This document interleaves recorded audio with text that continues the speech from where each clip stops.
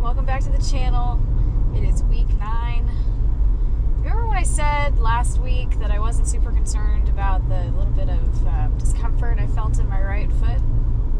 Pretty sure I jinxed myself. Going in! 3, 2, 1, go!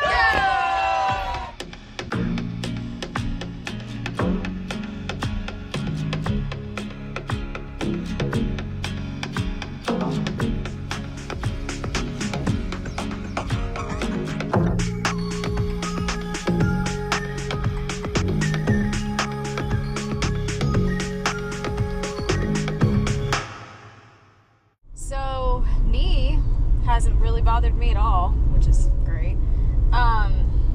Right foot, however, I really have no idea really what the problem is. I did some Googling and maybe have an idea. I tell you what, I was frustrated. Let's see, I ended last week's video on Friday. So Saturday, when we were down at our little women's thing, we were staying at a hotel. So Emily and I, my run buddy Emily, we went down to a little fitness area. We were just going to try to get in a couple miles on the treadmill before we went to the conference.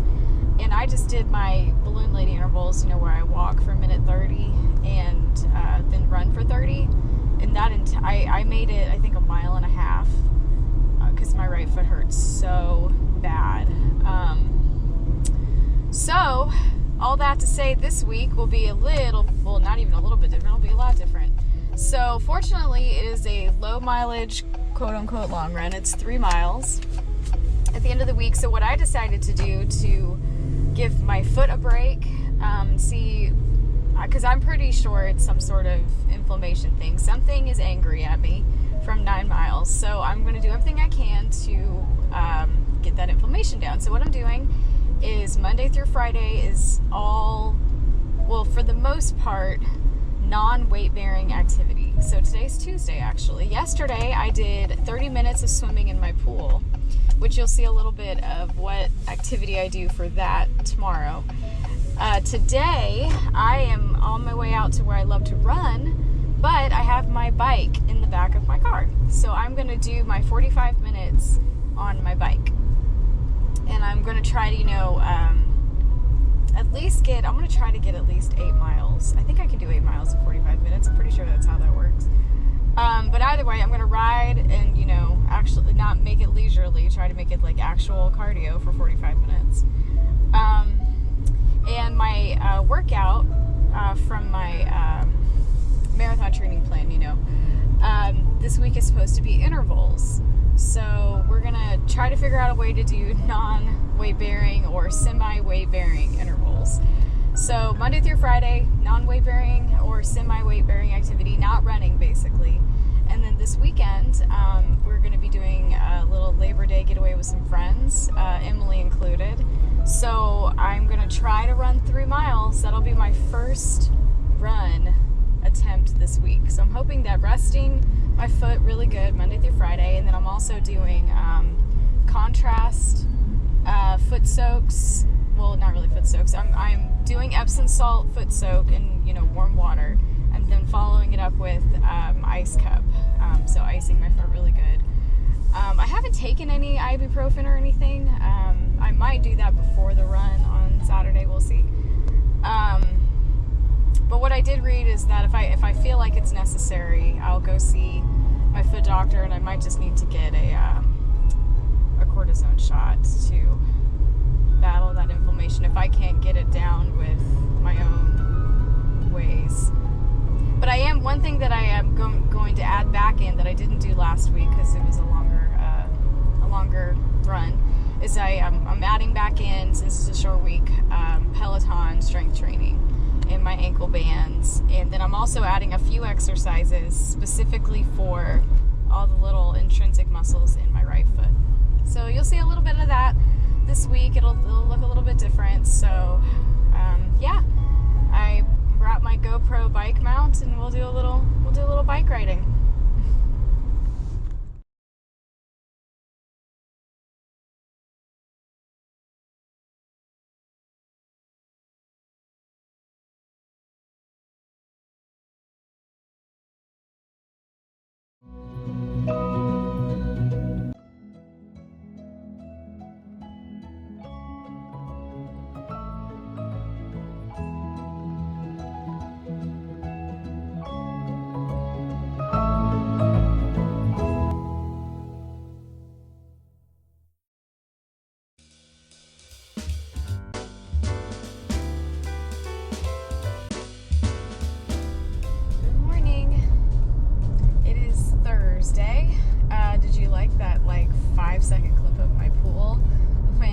totally going to show you all the things I've been doing in the pool when I went to go do my swimming on Wednesday, and then my GoPro died and then also fell in the pool. So fortunately, you know, GoPros are waterproof, so that was okay.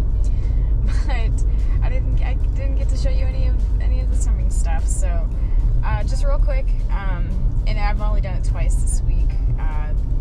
My other easy day, I'm going to, I think, go for another bike ride, which, you know, that'll be tomorrow. But swimming, you know, I would just do about 5 minutes or so of just warming up, you know, freestyle, stroke, and breaststroke.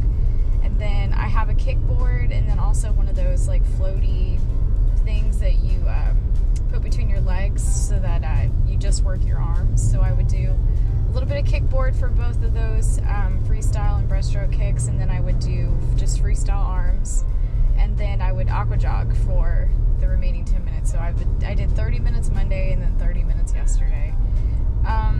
So yeah, and I have a charged GoPro now.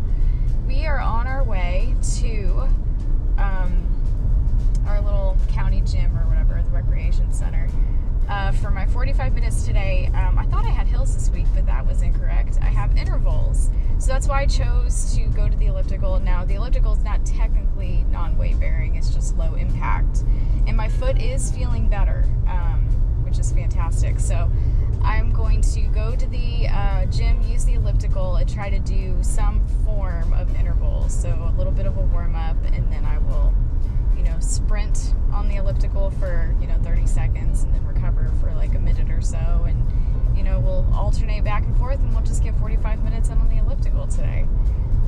I did want to share other things that I have been doing that seem to have helped get whatever is wrong with my foot to go away. I'm doing my best not to walk around barefoot, because that was hurting it. And then this morning I actually decided to take a pair of my current running shoes out of the running rotation and make them just my everyday shoes, because and you may remember this if you've been watching my channel for a bit, when they came out with the latest version of the 860s for kids, it was different than the previous version in several ways, and I remember being nervous, but I absolutely love the new version now. I think it's version 13 for kids. And I realized as I was walking around yesterday that the version 11 or whatever that I had, that I was just using for, you know, just every day, not running anymore, they felt so uncomfortable on my feet. And so I took the oldest pair that I have of the newer version, slid them on and walked around the house, and I was like, man, that feels so much better. So I will take a pair of those running shoes out of the running rotation, and they'll just be my everyday shoes. And I remember doing something similar to this before, as far as trying to stay in my orthotics as much as I can. You know, fortunately we're getting ready to go into fall, so I'll be able to, as far as church and stuff goes, I can slip my orthotics inside a pair of boots and no one knows, because I can't really wear running shoes with dresses or anything like that. But I do remember last time when I was having problems with my bunion hurting that, you know, I tried to stay out of dress shoes as much as I could, because that really bothered it. So, all that to say, I am favorable about Saturday actually being able to run. Yeah, we'll see. So, yeah, let's get to the gym.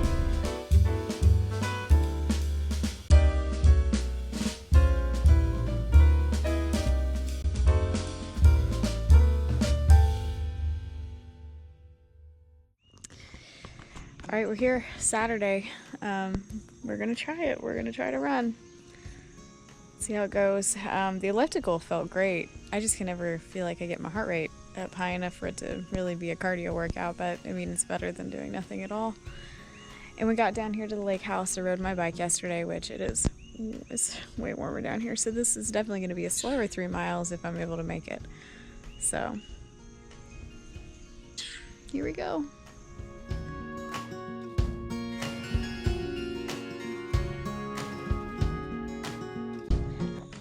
Alright, I'm just taking an extended walk break. It is hot and humid, but, sorry, I was looking at my watch. 2 miles in, I can still feel something, but it's so tolerable, which is fantastic.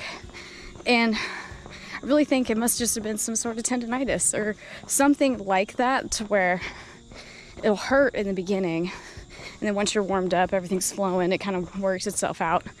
But I think the key is I just got to stay on top of the recovery. So many of my problems were because I just haven't been able to recover like I did the first time I trained for a marathon. All right, so let's finish this up.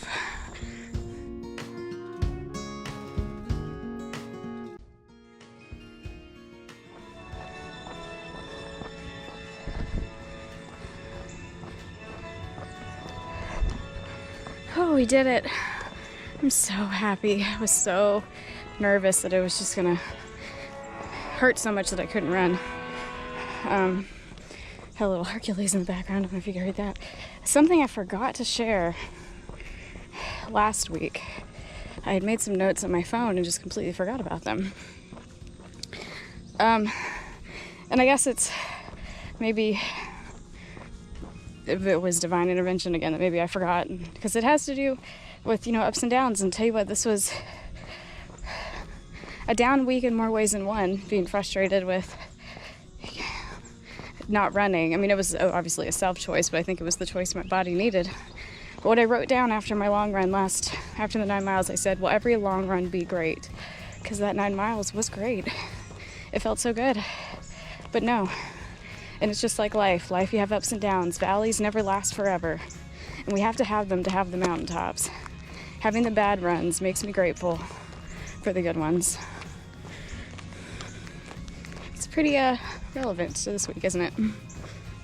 Another week in the books. Week 9 is done, and I cannot say how thrilled I am that I was able to even run, the 3 miles. I was grateful for that, grateful I could do it without too much. Well, there wasn't really any pain, just a little bit of discomfort, totally tolerable, which tells me that I need to make sure that I'm doing the icing, doing the recovery, and then having to adjust how much impact for each week and just go by how my body feels. And I may not be able to run every day, and I might have to really just focus on those runs that are important, like the longer ones. And we'll talk about more about that next week when we actually have another long run coming up. So our week 9, let me get to the right chapter in my book. Our week 9 chapter in Run the Mile You're In is identity, which of course, based on my name and my favorite, verse that I always share. I love this chapter, of course. So Ryan Hall talks about how he was having a bit of a time at Stanford for a while with his running, and decided that maybe going back home where he last felt like he was running well, maybe that would solve the problem and all of that. And he ends up realizing that it wasn't location, it was, where he was putting his focus, his identity, his self-worth. And so he went back to Stanford and, really focused on trying to communicate more with God and what he wanted him to do while he was at Stanford. And one of the things that he had, even before he went there, that he felt God wanting him to do was to start a Bible study with whatever team he was on. And he had never really done that. He did his own personal stuff, but hadn't really been out sharing. So when he got back to Stanford, did all of that he intended to do initially. And what he shares in here is that things didn't change instantly running wise. But he says what did change was his intentionality with God. And that just like me, totally me, you get very easily distracted by demands of life. And for him, it was the demands of being a college student. But what really helped him when he went back was, he says it was focused, uninterrupted time in an environment in which it was easy for me to connect with God, meaning that he was finding ways to have quiet time to where he wouldn't get distracted and he could really listen to what God was wanting to tell him. He did it at a football stadium, the Stanford Stadium. He would go there, and there's ginormous space with no other people where he could just, focus in on that quiet time. And he also shares what was gradually changing was the way I saw myself. I often fell into the trap of thinking that if I could change some behavior or perform at a higher level, I would like myself more. But this is a backward way to develop self-worth. I had to change the way I saw myself by realizing how God sees me. And, you know, God was showing him during those times, those quiet times that he was taking at the stadium, how he viewed Ryan apart from running. Once I felt better about myself and what made me important apart from running, it wasn't as if the storms of my life quieted. They just didn't bother me as much anymore. And I think that that was one of my favorite lines from this chapter. Really seeking that quiet time and understanding what God's telling you doesn't mean that hard times go away, or, you know, that hard times get any easier, but you learn how to navigate them better. In this instance, his storms just stopped bothering him as much. He knew that God had him. God had his back. Okay, so, and talking about identity in Christ, even if we don't have a proper view of our identity in Christ, God can still use us to accomplish his redemptive plan. And he shares stories about, the main one he shares in here is about Moses. And if you know the story of Moses, you know, he was a Hebrew boy taken in by Pharaoh, or Pharaoh's wife, really. Then when he finds out who he is, runs away, you get the burning bush and all of this. And so God wants him to go and, you know, redeem his people and get the Hebrews, the Jews, out of Egypt. But Moses, even though God is telling him, I'm going to be with you, I'm going to give you the words, you know, you have nothing to be afraid of, I'm going to be right there with you, Moses just did not want to do it. So it ended up being Aaron that went with Moses and did all the talking. What he shares in here is how he wonders if Moses missed out on what could have been like a crazy blessing had he, you know, trusted God and went through with originally what God wanted Moses to experience, and being the one to approach Pharaoh. And he says, often my biggest problem isn't what is happening in my life, rather it is how I see myself. I believe that the only way to know who we are is to first know who God is, since he's the one who made us, right? In 2017, Ryan Hall actually started coaching cross country, which I guess I did not know until I read this part of the book, which that's really cool. I don't know if he still does it.